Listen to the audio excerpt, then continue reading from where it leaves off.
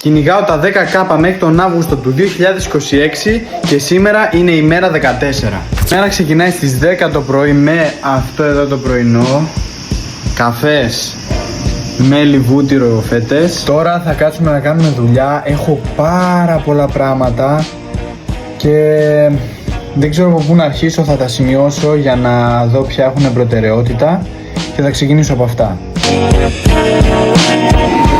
Έχω που παιδεύομαι πόση ώρα για να φτιάξω αυτό το μενού στο Google από έναν πελάτη μας. Αυτή η Google τα έχει όλα πολύ περίπλοκα και νομίζω έχω τελειώσει τώρα.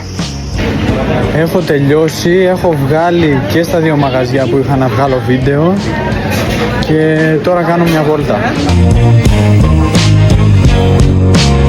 Εντάξει, εμείς που μένουμε Χανιά θα πρέπει να τα εκτιμούμε αυτά τα όμορφα σημεία και γενικότερα την ομορφιά των Χανίων. Τέλος πάντων, αυτή ήταν η μέρα. Τώρα φτάσαμε σπίτι, κάνουμε μερικές δουλίτσες ακόμα και τέλος.